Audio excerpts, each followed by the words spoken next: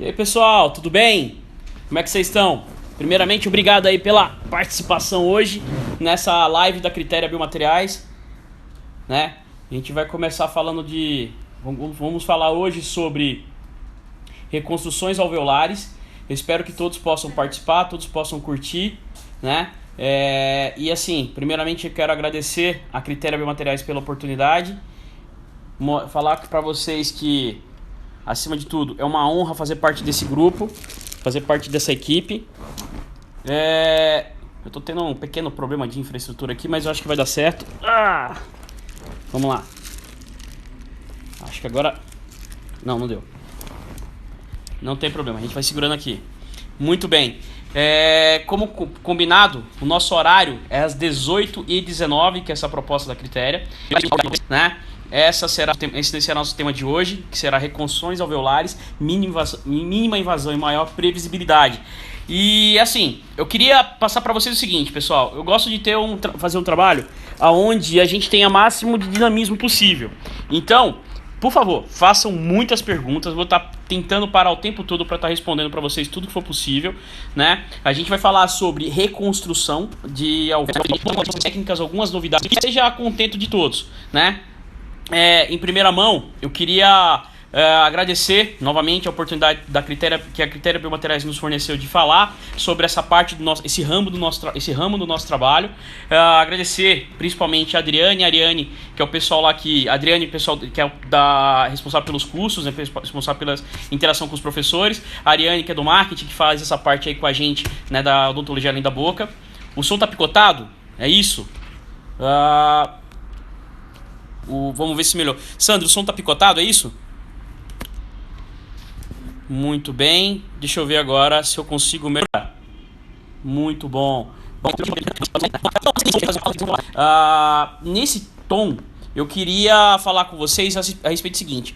Qual que é a proposta, né? Qual é a proposta de vocês? Eu queria fazer essa pergunta primeiramente. Qual é a proposta de vocês quando se refere a extrair um dente e imediatamente fazer a extração de vocês a respeito desse tipo de processo? Tá, vamos tentar melhorar aqui então. Acho que não vai dar certo esse pedestal. A gente tenta fazer aqui então. Melhorou agora? Tá melhor agora, né? Muito bem. Ótimo, então vamos tentar fazer aqui agora. O som tá lascado. Tá certo. Às vezes o som está picotando. Eu acho que dá pra melhorar agora. Agora tá mais próximo aqui. Eu acho que ficou legal agora, né? Vamos lá. Deixa eu tentar fazer assim. Pronto. Dr. Marcelo da Argentina. Muito bom. Muito bem. Então, vamos lá. Vamos tocar o barco aqui do jeito que dá, né? Tá ruim ainda, pessoal? Tá ruim? Tá, peraí. Deixa eu tentar desligar aqui meu fone de ouvido. Melhorou, pessoal? Parece que melhorou? Muito bom. Então vamos lá continuar. Muito bem. Ariane, vai dando um toque aí pra mim. Vê se o som tá picotando. Melhorou, né, pessoal? Então vamos lá. Voltando à nossa linha de raciocínio. Então, o que a gente pensa a respeito de reconstruções imediatamente à extração? O que a gente pode fazer após a extração de um dente para que se torne melhor, né? Se torne mais previsível, que tenha mais viabilidade o que a gente tem a fazer com relação às reconstruções e às restaurações e implantes suportadas. O meu pensamento é sempre tentar ter o mínimo de invasão possível em situações como essa.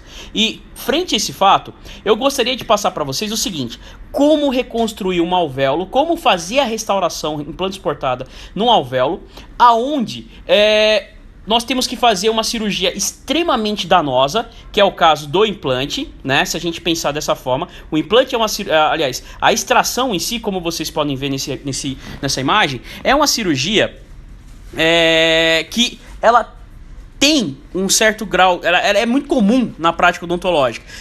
Quase todos os dentistas, eles fazem cirurgias, fazem extração de dente, né? O ponto de vista é que é o seguinte: mesmo fazendo essas extrações, o que acontece é que a gente tem uma perda programada, e é uma perda que já é vista, já é prevista, na realidade, no que diz respeito à extração de um dente. Quando a gente faz essa extração, normalmente nós temos a presença do osso alveolar sendo reabsorvido. E isso faz com que a gente tenha um problema sério, porque nós precisamos fazer uma reabilitação, principalmente nos dias de hoje, quando a gente fala de implante, que essa reabilitação ela precisa durar o máximo de tempo possível. E para que isso aconteça, a grande celeuma é o seguinte: quando e como nós podemos preservar o osso que foi colocado, o osso que está sendo reabsorvido numa situação de colapso, de praticamente colapso, que é o caso da extração. E em alguns papers que a gente tem observado, como esse do Waze que eu estou propondo aqui para vocês, nenhuma técnica praticamente ela é unânime. Todas as técnicas elas sempre vai causar algum tipo de dano ao osso. Até porque é o seguinte, no modelo convencional de cirurgia, quando nós realizamos a extração, existe um movimento que é o movimento de alargamento do osso, né? A gente tem que fazer com que o osso ele libere, né? A gente faz o rompimento dos ligamentos periodontais e o osso precisa se dilatar para que a gente possa remover o dente. Esse é o movimento normal, o movimento de alavanca, o movimento de apreensão e push, né? E com isso fica a seguinte questão: esse osso de alguma maneira vai ser prejudicado e nesse prejuízo vai causar para nós uma dificuldade enorme no que diz respeito à reconstrução desse material, desse alvéolo. Como podemos fazer? O que podemos fazer para que esse alvéolo seja reconstruído, já pensando no implante imediatamente sendo instalado após a extração, já pensando na manutenção do complexo periimplantado de uma forma perene? Esse é o ponto de vista que a gente tem. Então, diversos papers afirmam de forma quase que absoluta que a extração ela realmente traz algumas desvantagens, alguns problemas. Como vocês podem ver, em defeitos como esse que eu estou mostrando na imagem, né, a gente, para fazer esse tipo de manutenção do complexo periimplantar, nós temos que lançar mão de diversas semiotécnicas que permitam a estabilidade dessa área de uma forma que torne viável a reabilitação de maneira segura. O ponto de vista aqui é o seguinte: o que eu posso fazer para melhorar a previsibilidade e a manutenção dessa estrutura ao longo do tempo? Isso é uma questão que a gente precisa saber e precisa controlar. Grande Rogério, vamos lá.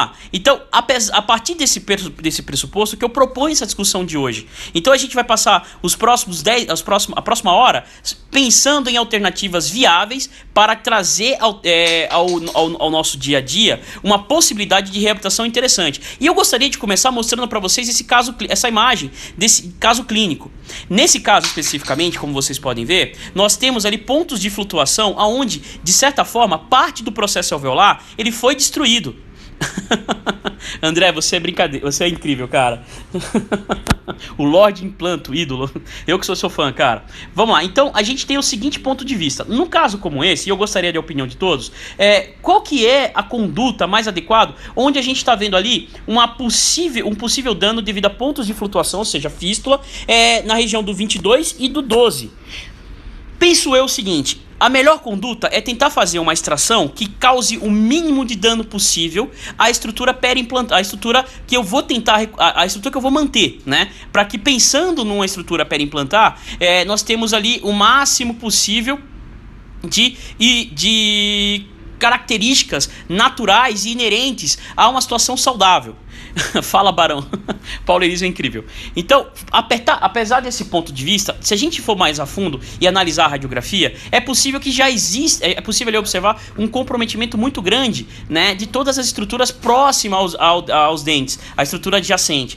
E pensando dessa forma, a melhor conduta que eu posso propor numa situação como essa é tentar trazer o mínimo de dano possível para que justamente essa área de crista que vocês estão vendo na imagem, ela não traga nenhum tipo de colapso, né, ou diminua o máximo possível o colapso dessa crista. Essa crista óssea ela é extremamente importante, porque é ela que vai delimitar para nós, né, a área de papila, por exemplo. A gente vai ter ali o início do pensamento da não formação de um black space no implante. Então, se eu começo a ter um pouco mais de zelo nessa situação aqui de manutenção da crista óssea e da estrutura periimplantar, por assim dizer, a tendência técnica é que eu tenha maior previsibilidade, né, no que diz respeito à estabilidade periimplantar.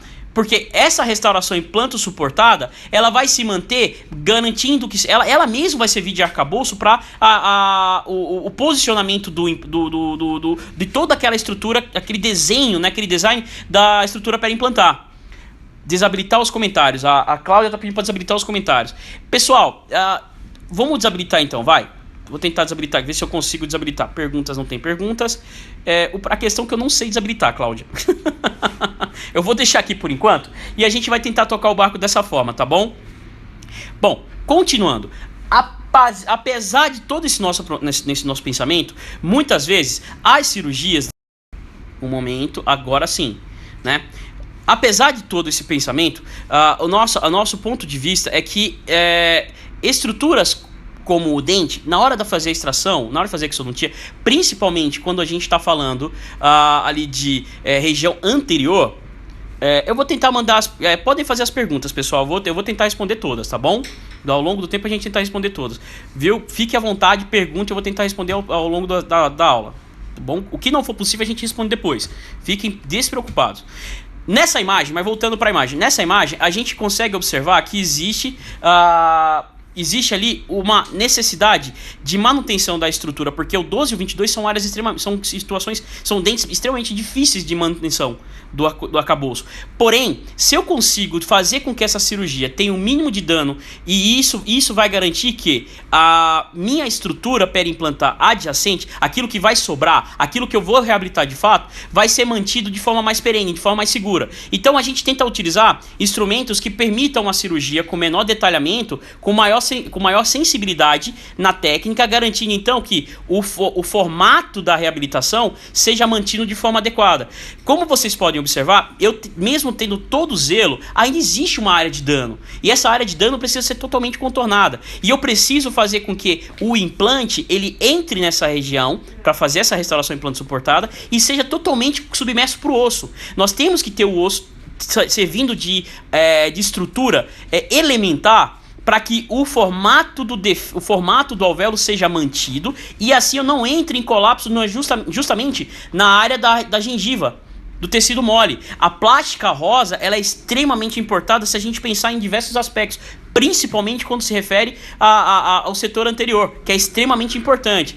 Como vocês podem ver, mesmo a gente tem aqui a situação do implante perfeitamente posicionado, né, com todos os predicados necessários para que haja uma boa previsibilidade, mas o segredo no final das contas para garantir o sucesso e não ter o colapso da área em volta das próteses da restauração implante suportada é justamente garantir que aquele alvéolo seja totalmente preenchido. No conceito mais antigo, no ponto de vista mais antigo, o que se observava é que esse alvéolo, ele teoricamente seria preenchido pelo máximo de titânio possível, ou seja, a gente pegava aquele alvéolo e colocava um implante com a bitola, né, com a plataforma mais larga possível, para que houvesse o mínimo de gap entre o implante e a parte interna da parede vestibular. No conceito atual de cirurgia, nós pensamos diferente. Nós temos que ter o mínimo de titânio possível e o máximo de osso em volta desse titânio. Logicamente, o mínimo de titânio eu falo do seguinte: o implante ele tem que ter resistência, tem que ter uma estrutura com resistência suficiente para suportar as cargas oriundas da mastigação, né, da biomecânica, e em volta de toda essa estrutura nós temos que ter osso circundando o implante de forma estável e previsível. A partir desse pensamento que a gente começa a pensar em alternativas para reconstrução e utilizando conceitos de mínima invasão. O Matheus está fazendo uma pergunta. Matheus, fez carga imediata em ambos? Sim. Nesse caso que eu mostrei anterior, nós fizemos carga imediata com provisionamento imediato e, logicamente, foi observado ao longo de 6 meses a estabilidade disso para então fazer a reabertura e reabilitação com prótese de cerâmica. Professor Winter, que prazer tê-lo aqui, né? Professora Tayane, que honra, né? Felipe, sem palavras para ter você aqui conosco, meu amigo. Continuando o meu ponto de vista, Numa outra situação, nós temos critérios que necessitam de maior atenção. Por exemplo, eu gostaria que vocês observassem a situação desse elemento 13. Ele está totalmente destruído, né? Foi feito diversas reabilitações ali com próteses fixas e tudo mais, com alternativas de reabilitação que talvez não seria o que a gente seguiria, né? Mas vamos tratar daqui para frente. A Giovana está perguntando, próteses parafusadas. Eu tenho uma certa predileção para prótese parafusada. Apesar que, Giovana, eu vou ser muito sincero para você. Quem me conhece sabe que eu tenho uma verdadeira aversão a fazer prótese. Eu não sou muito um fã de prótese, na realidade. A prótese que eu faço, geralmente, é a prótese para carga imediata. A partir do momento da reabilitação, eu sempre tento passar para os colegas que me encaminham. A minha área realmente é a área de reconstrução, é de engenharia de tecidos. Mas, quando não tem jeito, o paciente exige, pede que eu faça prótese, a gente faz. A questão é que eu não sou um fã condicional, né? Incondicional da prótese. Eu sou fã incondicional da cirurgia. Então, cirurgia eu sempre me dediquei bastante. Agora, a prótese é o meu calcanhar de Aquiles, sendo muito sincero. Mas eu queria tentar continuar o raciocínio aqui. E antes disso, respondendo a sua pergunta, sim, eu sempre tento trabalhar com próteses parafusadas. Todavia, eu não tenho absolutamente nada contra a prótese cimentada. Pelo contrário, em alguns momentos, a opção de fazer prótese cimentada, ela é viável por questão do quesito estético, né? A gente tem situações no setor anterior que a prótese cimentada ela se comporta muito mais adequada para a questão estética.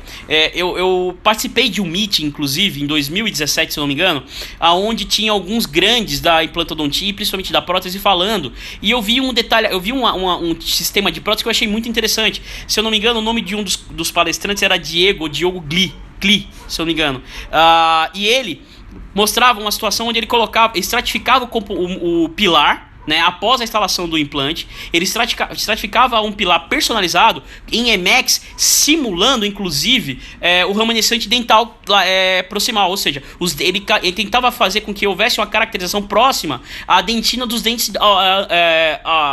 proximais. E aí, em cima disso, ele fazia uma faceta, garantindo um contorno estético o melhor possível, entendeu? É bem interessante o conceito. Eu realmente achei interessante. Tem uma outra pergunta aqui, eu não M. Valadão Lima. Você faz conjuntivo em seus casos anteriores? Não só nos anteriores. Isso é uma questão que eu queria discutir com vocês, porque nesse caso que eu estou mostrando para vocês, após a exodontia, tentando trazer o mínimo de dano possível, a gente aqui está utilizando um equipamento que ele consegue fazer a exodontia com a avulsão do dente no sentido axial. Ele não faz o movimento elíptico ele não faz a movimentação elíptica. Então ele acaba trazendo o contorno do complexo periimplantar mais satisfatório, com menor dano. E aí, nesse tipo de situação, mesmo onde eu tenho ali um tecido com fenótipo favorável, extremamente favorável, eu sempre vou complementar a minha técnica, sim, utilizando o conjuntivo. Eu sigo o protocolo padrão baseado na orientação dos fabricantes de implante. Se coloco o implante, então eu começo a nossa brincadeira ali, né, fugindo da técnica convencional e tentando fazer com que eu possa ter o mínimo de dano, utilizando... Marcelo? Tá bom, Marcelo. Tentando trazer para você, para o paciente, o mínimo de dano possível, o mínimo de trauma, e evitando a argumentação normal, né, oferecendo alternativas que sejam menos agressivas. E aí, nesse ponto, eu trabalho sempre com o conjuntivo. Eu tenho um outro caso para mostrar para vocês, que é, assim, esse paciente é um dos pacientes mais difíceis que a gente tem para trabalhar, né? Ele é nosso colega. E aqui a gente tem o seguinte, ele perdeu, né, de forma bem inusitada, ele criou uma situação perigosa ali pro dente 11, onde esse dente foi fraturado e criou um colapso na estrutura periimplantar muito perigosa. O Marcelo está perguntando se eu uso conjuntivo independente do fenótipo. Sim, independente do fenótipo, eu sempre faço conjuntivo. Né, para esse tipo de situação não é melhor você prevenir do que remediar. No final das contas, eu sempre prefiro aumentar o volume, né, com o conjuntivo, ganhar a estrutura com o conjuntivo, mantendo a estabilidade e a previsibilidade do fenótipo, do que perdendo esse fenótipo. Então eu sempre tento utilizar o conjuntivo, não tem jeito, tá? Tanto que é o seguinte, ó, uma situação mais complicada, onde você pode observar que nessa imagem nós temos ali um tecido, né, já flácido, por questão da infecção causada pela fratura do dente. E mesmo nessas situações de maior flacidez, eu tenho que... aliás, nessa situação de maior flacidez, aí que eu tenho que trabalhar de forma mais segura essa questão da reabilitação do alvéolo e, porventura, a reabilitação do fenótipo do conjuntivo. Então eu vou trabalhar fazendo a remoção do dente, utilizando algum tipo de técnica com menor invasão, vou seguir a conduta baseada na orientação da fábrica de implante em relação à inserção desse implante. Com isso, eu vou ter estabilidade dessa estrutura, colocando um bom implante ali, e aí eu começo o segredo da minha brincadeira. O segredo daquilo que a gente faz. Como reconstruir o meu alvéolo? Simples. Eu reconstruo o meu alvéolo colocando um implante, né, com a melhor técnica possível, um implante que seja condizente com o diâmetro do alvéolo e, logicamente, tendo o máximo possível de possibilidade de reabilitação com osso, porque eu vou utilizar enxerto ósseo. Nesse caso, eu vou utilizar enxerto xenógeno, o enxerto heterogêneo. Aqui, como vocês podem observar, eu estou utilizando ainda, além do conceito da enxertia, o conceito de engenharia tecidual associada, porque eu estou umectando o biomaterial, nesse caso o Luminaporos granulação large, né, da Critéria Biomateriais, eu estou umectando com fator de crescimento, com o soro extraído do sobrenadante da membrana de PRF. Ah, Leandro, você não picota a membrana de PRF junto com o biomaterial? Jamais, jamais. Eu pego o sobrenadante, eu vou lá, faço todo o processamento do PRF que vocês conhecem normalmente, e o soro que sobra daquela membrana sendo feita a compressão na plaquinha, eu vou pegar esse soro e vou umectar o meu biomaterial. É comprovado que esse sobrenadante, ele também tem fatores de crescimento, e no T0, que é no momento inicial da aferição da quantidade de sobrenadante, os estudos de ELISA mostram que você tem uma quantidade imensa de fatores de crescimento presentes. Isso, inclusive, é motivo da tese que eu defendi durante o mestrado. Tá? Então a gente pega aquele soro do sobrenadante, misturamos com biomaterial particulado, nesse caso, novamente, Luminaporos, granulação large, exatamente, Marcelo, granulação large, tá? Para então colocar ali, reconstruir todo aquele alvéolo. A doutora Paloma está perguntando, o que você usa para retirar conjuntivo? Conhece as lâminas da MJK? São boas para retirar de tecido palato? Olha que pergunta incrível. Eu vou te mostrar o que eu faço com relação das lâminas da MJK. Eu tenho aqui alguma imagem, eu vou antecipar um pouco a brincadeira. Ah, que pena. Eu acho que eu tenho aqui um vídeo onde eu mostro, onde eu faço para meus alunos, eu tento mostrar o uso da lâmina da MJK, que é assim, é incrível. É um material que eu tenho verdadeira paixão. Deixa eu ver se eu consigo mostrar para vocês aqui esse vídeo. Devo ter em algum lugar aqui, gente. Seria tão legal mostrar isso para vocês. Acho que tá aqui. Nesse vídeo, vocês podem observar que eu estou fazendo a sondagem. Não acho que não é esse não, viu, pessoal? Deixa eu ver se é esse aqui. Não, também não é. Deixa eu ver aqui. Também não é. Gente, deve estar em algum lugar. Deixa eu ver se é aqui. Esse aqui é de sutura, é isso? Esse é de sutura. Deixa eu ver se é esse. Aqui.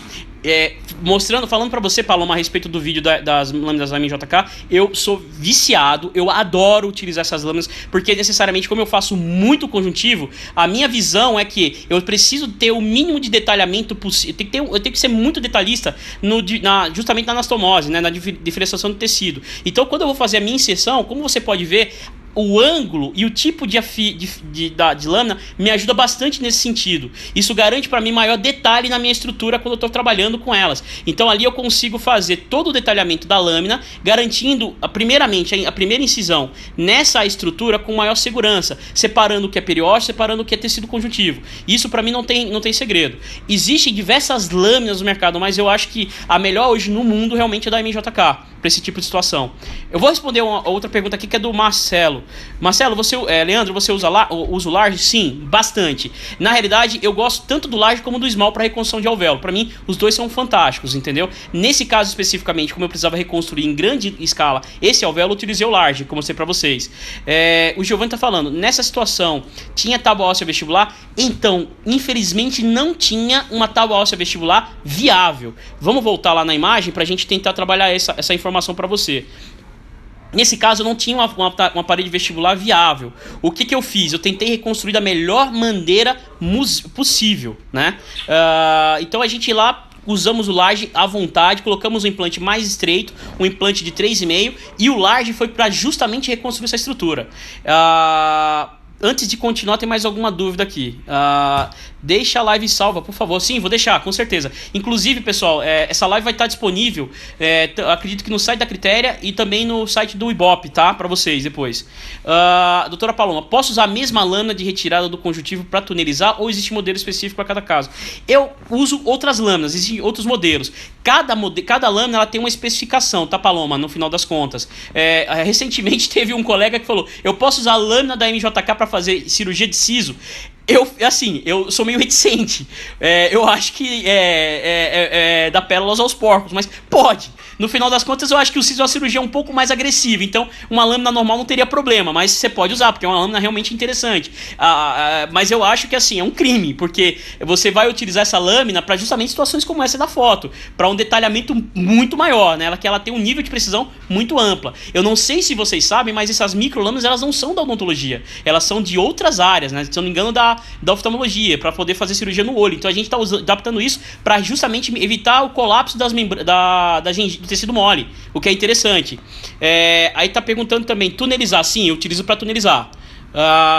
Deixa a live, sabe? Beleza. Vou continuar meu raciocínio, tá, pessoal? Ainda, voltando no quesito que foi perguntado anteriormente, Leandro, com relação ao uso do conjuntivo, sempre vou utilizar o conjuntivo. Existem estudos que afirmam que o uso do conjuntivo ele é extremamente importante. Eu posso citar aqui, na realidade, um artigo da Chapuis, né, que ela trabalha muito nessa área, junto com o Buser, né, da área do setor anterior. Entre diversos artigos que ela tem, o que eu acho mais interessante é a série de artigos de 2015, onde ela fez um estudo, onde ela tirou, ela conseguiu propor a remoção, o N dela era o quê? Pacientes que precisavam remover dentes entre o 13 e o 23, ela removia o dente, não fazia nenhum tipo de reabilitação, não colocava nenhum tipo de biomaterial e acompanhava a evolução desse alvéolo ao longo dos próximos 2 meses. E fazia uma tomografia pós-extração e uma tomografia após 8 semanas, após 2 meses. E o que ela observava era o seguinte, normalmente o defeito do tecido mole, ele causava proporcionalmente melhor ou maior qualidade da estética na reabilitação. Significa que o fenótipo, a qualidade fenótipa é proporcional à qualidade da estética. Quanto melhor o fenótipo, melhor a estética do que você está reabilitando com implantes, com restaurações de implantes suportadas. Isso é muito interessante. Vamos lá, tem mais uma dúvida aqui.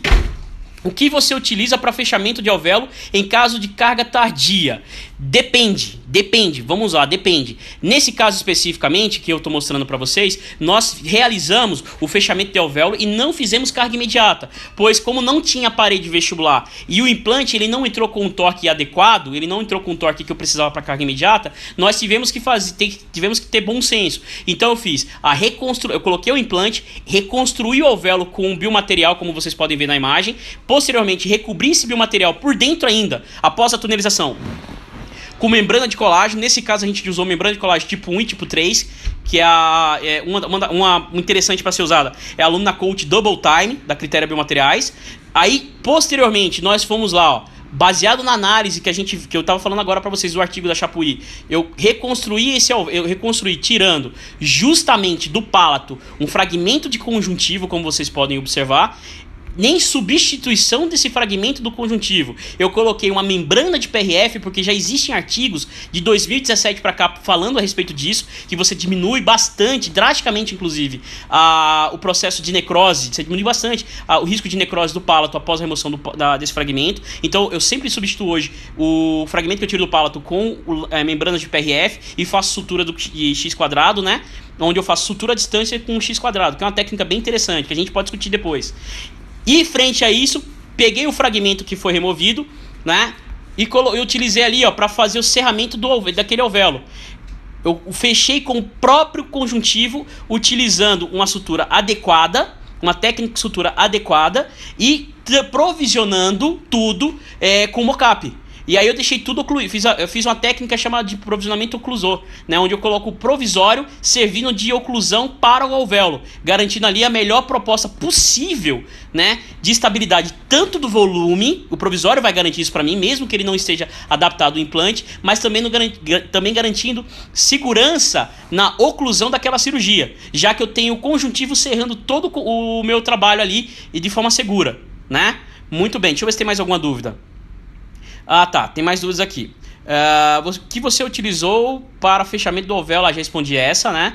Ricardo Mariano, usa membrana antes ou depois do biomaterial? Sempre depois do biomaterial, nunca antes. O Dr.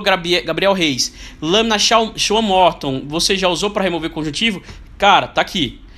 Eu uso bastante a Shaw Morton. Essa daqui tá usando a Shaw Morton de carbono, aquela da embalagenzinha preta. Porém, com a entrada da MJK para o Brasil hoje, eu tenho utilizado mais as lâminas da MJK do que da Shaw Morton.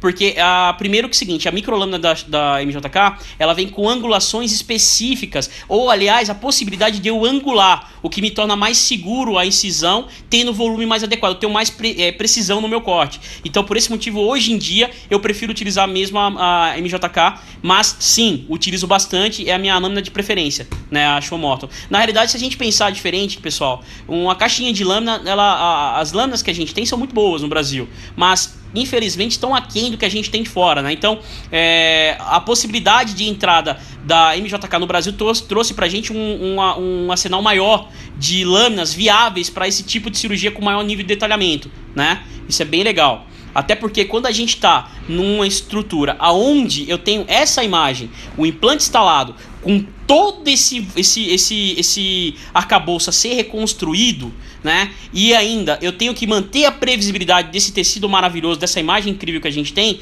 eu não tenho como correr. Eu tenho que fazer o preenchimento do alvéolo com o biomaterial, e aí meu biomaterial de eleição vai ser sempre um material medular, de osso medular, né? Para esse tipo de conduta. Aí nesse caso eu utilizo o Lumina-Poros granulação large ou small. Nesse caso aqui seria interessante o large. Faço a minha tunelização utilizando uma boa lâmina, uma boa microlâmina.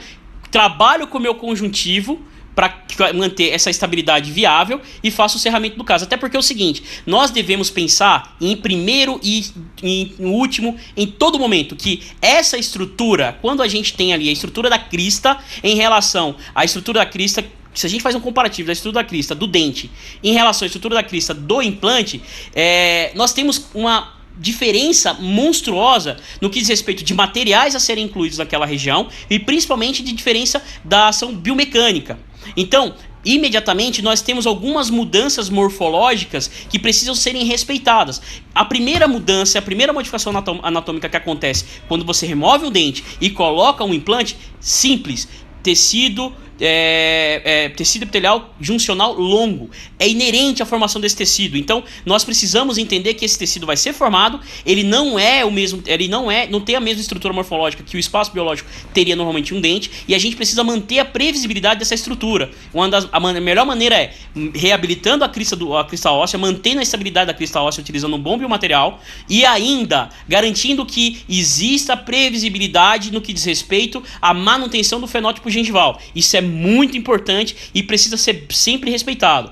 A doutora Paloma está perguntando o seguinte, pessoal: em mandíbula, cenários similares à maxila demonstrado agora, faria a mesma conduta por ser uma região óssea corticalizada, teria uma conduta diferente? Não, eu sigo a mesma conduta independente da região que eu estou trabalhando, tá? Eu vou fazer extração de dente, vou fazer com o mínimo de invasão, vou garantir o máximo de estabilidade daquele tecido adjacente, do tecido em volta desse dente ou desse implante, vou garantir que haja manutenção do perfil de emergência, vou garantir que haja estabilidade, previsibilidade do meu fenótipo e vou garantir que o alvéolo seja reconstruído sempre. Se a gente pensar em Tarnon, o trabalho de Tarnon determina isso. A distância entre a crista óssea e o ponto de contato de uma restauração, seja implante suportado ou não, ele tem que ter 5 milímetros. Então eu tenho que garantir o máximo possível de osso para garantir essa estabilidade, porque se eu não sigo essa regrinha de ouro, as chances é que eu tenha a formação do quê? Do black space,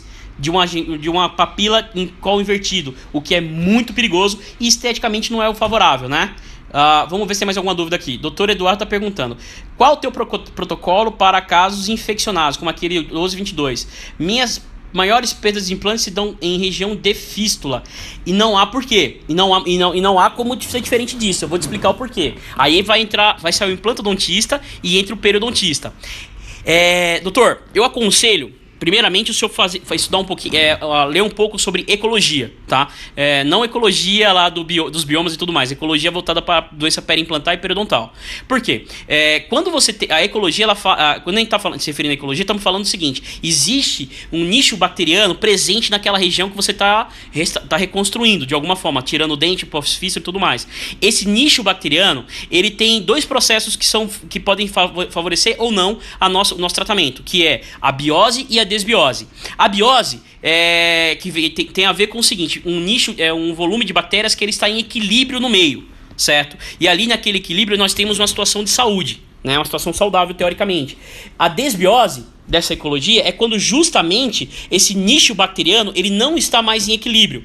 Normalmente numa situação de fístula a gente perdeu aquele equilíbrio, a gente está em desbiose. E aí você tira o dente, né? Não faz nenhuma conduta para melhoria daquele perfil e coloca o implante imediatamente, as chances é que aquele nicho bacteriano que não é favorável, ele migre de uma doença no dente para o implante, criando um problema mais complicado ainda. E isso é uma situação que a gente observa de uma forma muito complexa. Por quê? Eu vejo diversos colegas, não tenho nenhuma crítica quanto fazer reabilitação imediata com protocolos em carga imediata, Brennemark, On4 e tudo mais. Mas o que a gente tem observado é o quê? Pacientes que chegam numa situação extremamente comprometida periodontalmente e a conduta tem sido remover todos os dentes, fazer a técnica de platô, fechar aquela ferida e colocando já uma carga imediata e mandando o paciente embora. Necessariamente esse tipo de conduta ela é um pouco preocupante porque você tirou realmente o dente, mas você não mudou a ecologia da região. Você tem um processo ali de doença periodontal que está em desbiose e isso realmente pode prejudicar a reabilitação desse implante. Mas esse é assunto para outra aula, para outro tema. Vamos falar aqui da reconstrução alveolar nesse sentido. Eu posso pegar um link disso aí para poder falar da minha próxima etapa, da minha próxima conduta, né? Mas eu espero ter respondido a tua pergunta, Eduardo, tá? Tem mais uma pergunta aqui, Dr. Gabriel Reis. Você utiliza alguma placa de palato para proteger a região doadora? Não. Eu não sou contra. Eu vejo que existe uma evidências científicas consistentes a respeito de utilizar a placa de acetato para reconstrução, para usar no controle da ferida, né? Mas eu prefiro trabalhar com o PRF e o X quadrado. Para mim é menos cruento. Deixar exposto e colocar só a placa de acetato, além da questão do acúmulo de placa bacteriana, e tem outros desconfortos que eu prefiro não citar e necessariamente não é a minha conduta, tá bom? O Eliseu tá falando oi. O Juliet M. Ferreira. A ordem que você usa é enxerto, membrana e conjuntivo? Exatamente. O que pode variar aí é se eu uso ou não a membrana de colágeno, tá? Mas sempre eu sigo biomaterial e conjuntivo, tá bom? Deixa eu ver se tem mais alguma dúvida aqui. Tá, da doutora Poliana. Doutora Paloma, na área doadora do conjuntivo, acha interessante a fixação de uma membrana de colágeno com histocianocrilato com superbonder? Então, vamos lá.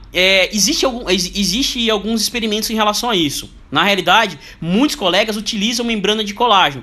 Eu, particularmente, utilizo membrana de colágeno quando eu não posso usar o PRF, tá? A exemplo... o que não pode, na minha opinião, é você deixar aquele espaço vazio, porque ali você compromete. O colágeno, de certa forma, ele vai reter o coágulo sanguíneo ali também, estabilizando aquela estrutura, preenchendo para evitar que entre sujeirinha ali dentro, em placa bacteriana e tudo mais. E você fazendo o X quadrado, você estabiliza essa membrana, garantindo ali o quê? Uma melhor performance de reabilitação daquela área, tá? Mas o meu, hoje, baseado no meu conceito de engenharia textual, eu vou tentar o PRF. Muitas vezes eu não consigo fazer o PRF por uma questão da própria venopunção do paciente, ou por questão de que o PRF não é viável, ou por causa da quantidade que eu extraí, aí eu uso membrana de colágeno. No passado, quando eu não utilizava o PRF, eu sempre utilizava a membrana de colágeno. Sempre foi a minha melhor abordagem para a cirurgia de remoção do fragmento do palato, tá? Sempre foi a minha melhor abordagem. Deixa eu ver se tem mais alguém aqui. Vou mostrar um outro caso para vocês, falando justamente sobre essa questão que eu falei, essa questão da ecologia, que é o seguinte: nesse caso especificamente, nós podemos observar que houve um comprometimento causado por uma lesão causada pela doença cárie, numa área extremamente complicada de reabilitação de um dente que já tinha um comprometimento muito grande. Existe ali já um processo, né, de perda da inserção óssea, até por questão da idade da paciente, não só por causa da idade, mas por questão dos hábitos deletérios da paciente. Como vocês podem ver, o dente 11 já está comprometido porque ela tem ali já a formação de de um black space, e o dente 13, né, na realidade não é um dente, é um implante. Então aqui a abordagem é simples, eu não tenho como recuperar esse dente de forma satisfatória. Minha proposta então foi remover o dente, e aí eu fiz o quê? Para não comprometer mais ainda a estrutura, eu removi a coroa. Removendo a coroa, eu vou transformar aquilo num provisório, né? Aquela coroa vai se transformar numa faceta que vai virar o provisório, já estratificando próximo à estrutura do dente original da paciente. Então eu vou fazer uma cirurgia onde eu vou remover esse dente com maior segurança possível. Aqui eu estou inserindo um parafuso de fixação que é utilizado em um aparelho que a gente utiliza para extração do dente. Faço a devida inserção desse parafuso, faço a movimentação específica desse aparelho e removo o dente no sentido axial, sem causar nenhum tipo de movimentação no sentido elíptico do osso, garantindo a estabilidade do alvéolo para que seja reconstruído mais tarde com segurança e propriedade. E aí a gente faz um comparativo, onde eu fiz a extração manual, com a técnica utilizando um equipamento de extração mais específico. É possível observar nessas imagens que existe, logicamente, uma característica muito mais viável quando a gente utiliza um extrator específico. Por quê? A garantia é que a gente tem o quê? Uma saída axial desse elemento sem rompimento ali da estrutura adjacente, garantindo para mim maior estabilidade da proposta da reconstrução periimplantar. E isso faz com que eu tenha as evidências que eu tenho é que esse tipo de cirurgia diminui bastante, uma vez que assim, eu não tenho abertura de retalho, por exemplo, garantindo a maior preservação do osso. Diversos artigos, como esse de 2013, né? E isso para mim é incrível. Outra característica é o seguinte: as evidências falam que nós observamos que quando fazemos a abertura de retalho com ação mais abrupta na extração, a resposta do organismo é a reabsorção daquela estrutura de forma a garantir um menor colapso e dano na reabilitação, na reconstrução daquela área. Então eu tento evitar o máximo possível a abertura de retalho hoje em dia, justamente porque a gente compartilha o princípio de que existem, né, a possibilidade de rompimento de tirar esse dente, rompendo o ligamento periodontal sem rompimento da estrutura adjacente. Tanto que eu consigo fazer cirurgias como essa daqui que vocês estão vendo. Eu consegui remover os fragmentos de raízes sem romper, por exemplo, utilizando esses instrumentais mais específicos, aquela área ali, né, da papila.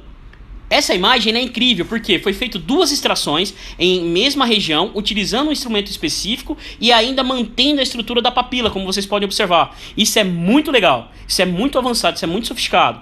Outra coisa que a gente tem observado é que o seguinte, nem sempre é possível, por uma questão, existe uma tendência hoje, né, de pacientes que eles não aceitam, por exemplo, o uso de biomateriais que sejam de origens de outro animal, principalmente pacientes que tenham a conduta vegana mais acirrada, né? Ou então até mesmo pacientes, por exemplo, que tenham algum tipo de como é que eu posso falar o termo mais adequado? Ele está relativamente exposto. Esse paciente, ele normalmente ele não aceita, né? Por exemplo, vamos utilizar uma técnica de regeneração óssea utilizando uma terapia sanguínea de agregado plaquetário, como é o caso do PRF, ou vamos ter que utilizar um biomaterial vindo de uma outra espécie, de outro humano e tal. Ele geralmente não concorda com essa proposta. Para tanto, a gente tem pensado em alternativas para a reabilitação do alvéolo, mesmo em situações de maior complexidade, aonde utilizamos o padrão Gold Standard, que é o autógeno. Só que como remover, né, a estrutura de um autógeno, um fragmento de autógeno, colocar dentro de um alvéolo e ainda garantir estabilidade dessa estrutura periimplantar, colocando o implante, garantindo ali o máximo possível de previsibilidade e respeitando a vontade do paciente. Gente, eu sou, eu tenho logicamente uma tendência, né, eu tenho viés para o uso de biomaterial particulado de origem heterogênea.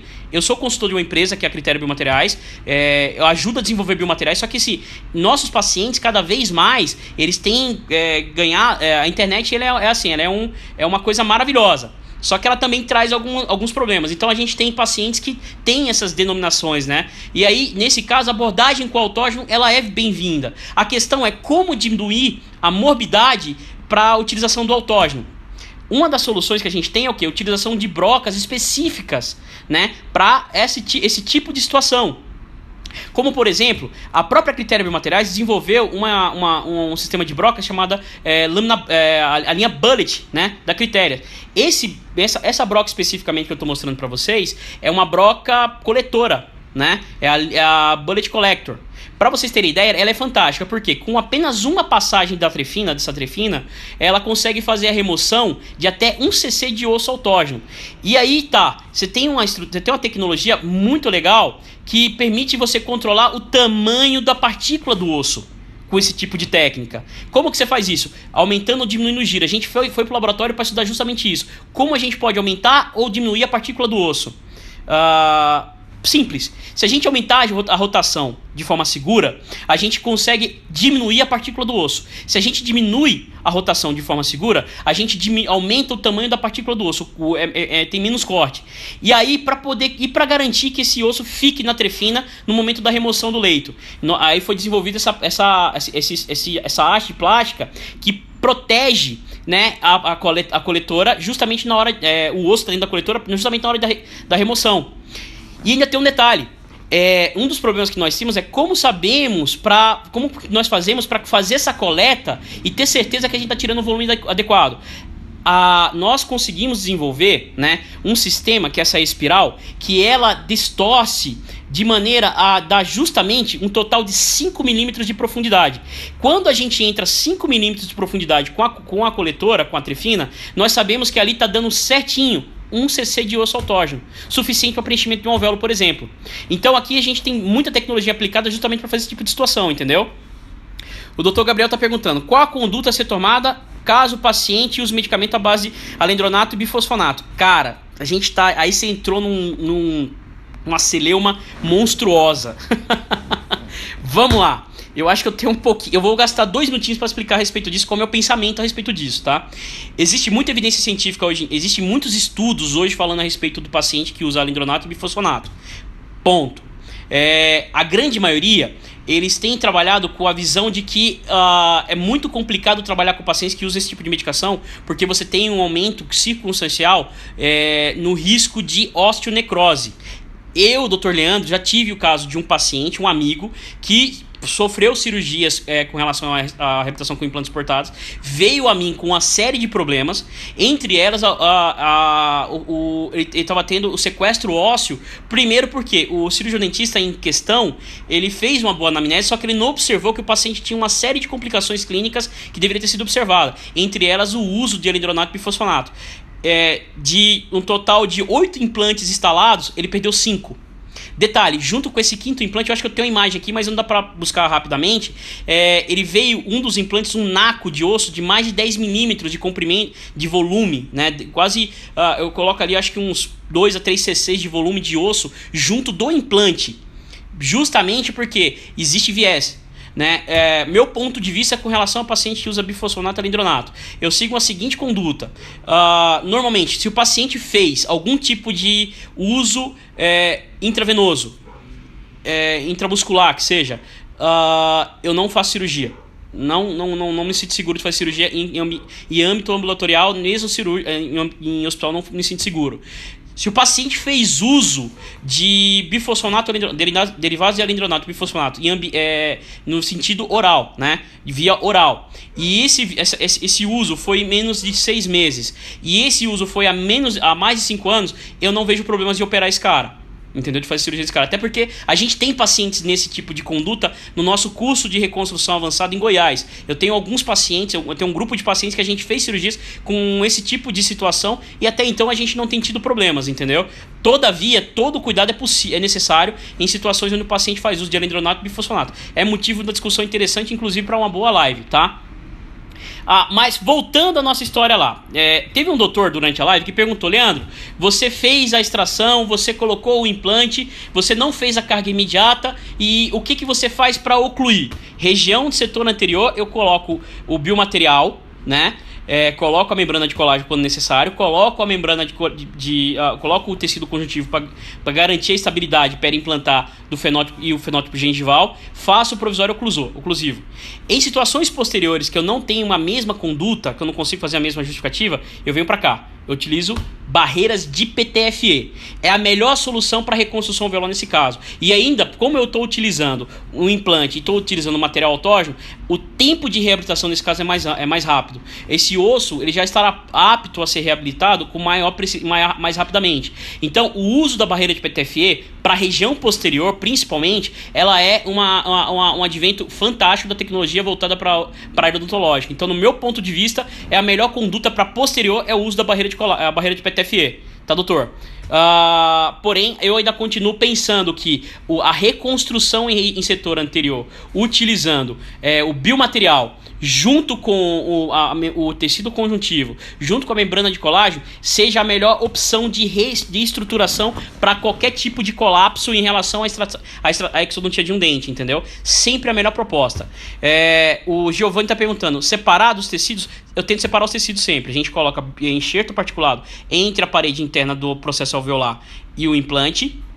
Coloco após o enxerto, após a parede vestibular, o tecido conjuntivo ou a membrana de colágeno, e acima, aliás, a membrana de colágeno, e acima da membrana de colágeno coloco ali o tecido conjuntivo.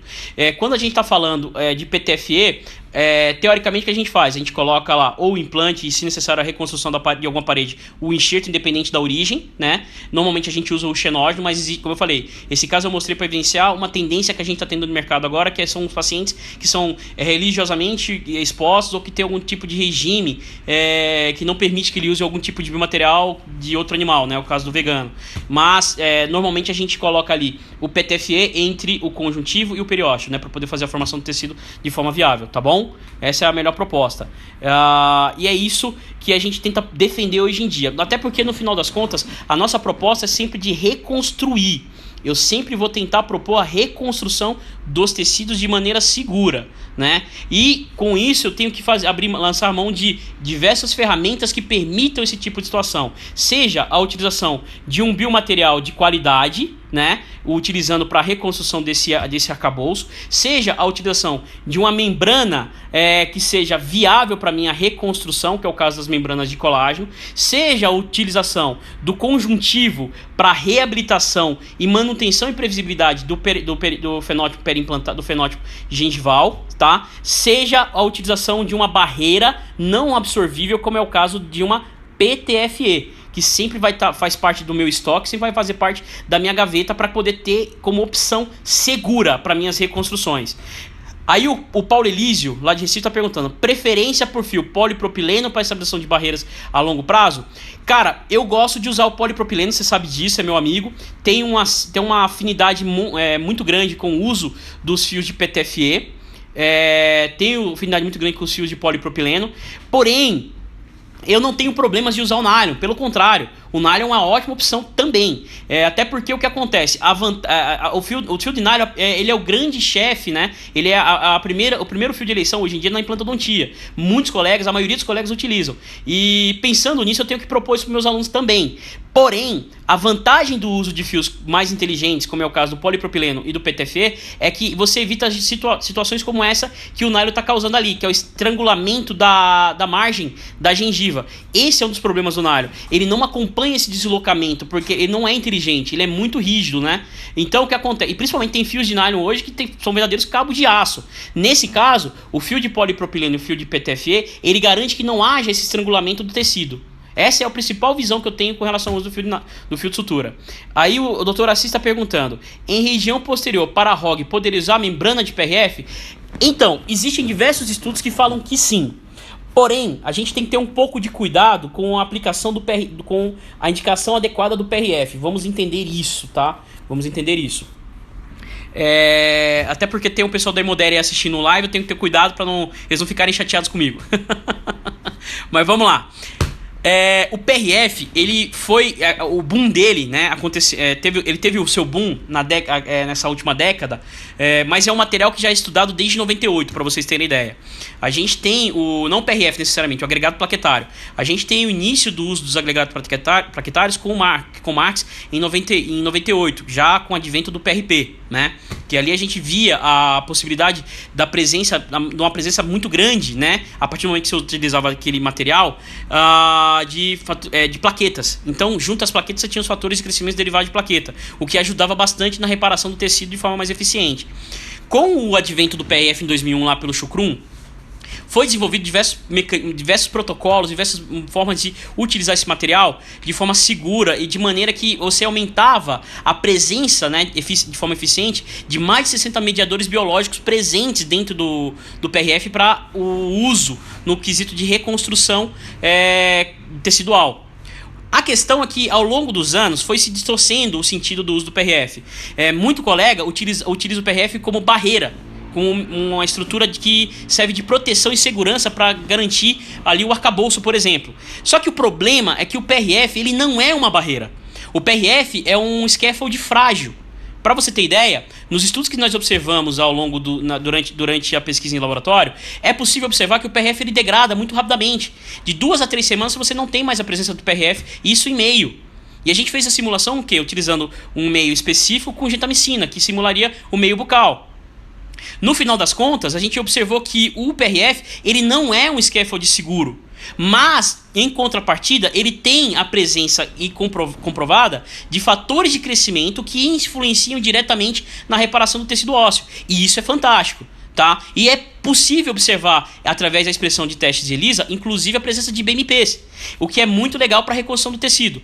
Todavia, quando a gente fala de reconstrução de um alvéolo, o uso do PRF para reconstruir o alvéolo, ele se limita ao quê? A liberação de fatores de crescimento presentes para ajudar na eficiência da reparação do tecido, né? E no máximo, tá?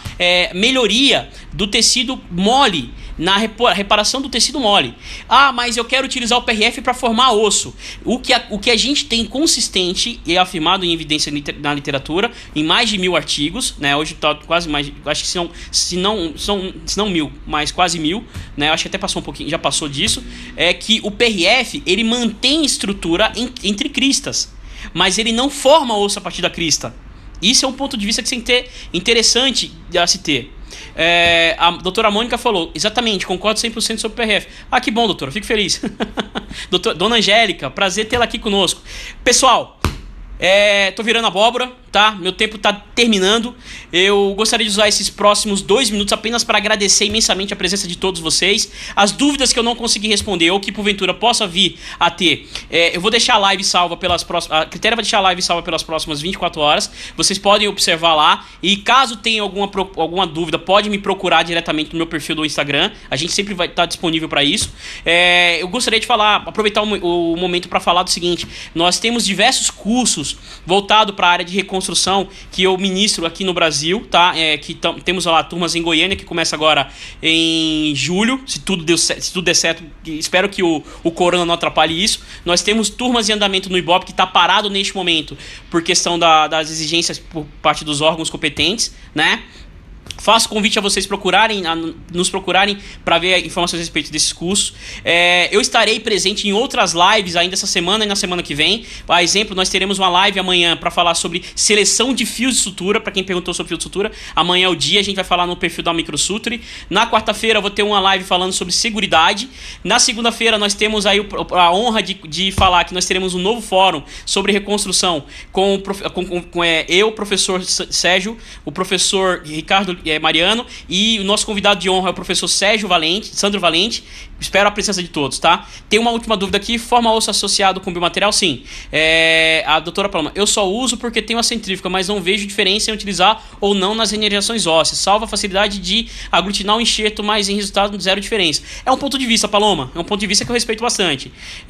Aí, modelo, jamais ficarei bravo indicando o stick bond, tá tudo certo, tá certo. Sérgio, tem um trabalho legal do Cortellini de 2018, exatamente, tem um trabalho legal do Cortellini, bacana, sobre aumento horizontal com PRF e hidroxapatita, verdade, a gente viu muita coisa em Portugal no EAO a respeito disso. Ótima live, obrigado, doutora obrigado, professor, eu que agradeço a vocês a presença. Doutor Tássio, um imenso prazer estar com vocês, apareça em Goiânia, vou estar lá sim. Pessoal, Tenho 2 minutos, então é o seguinte. Obrigado, Critéria Biomateriais. Vocês são incríveis. É um prazer imenso fazer parte dessa casa há tanto tempo. É um prazer estar aqui com vocês. Obrigado. Só estamos aqui por causa de vocês. Esse projeto, queria elogiar o idealizador desse projeto de fazer essas lives para que os cirurgiões pudessem continuar com a mente ativa, mesmo durante essa pausa obrigatória que a gente está dando, né? Espero que vocês tenham curtido. Foi um prazer imenso. Obrigado e até mais, pessoal. Forte abraço a todos. A live tá salva lá no perfil da Critéria e eu vou disponibilizar a gente vai disponibilizar para vocês tanto no perfil da Critéria como no site do Ibope essa imagem, beleza? Obrigado, Guilherme. Até mais. Tchau, tchau. Foi bom demais, pessoal.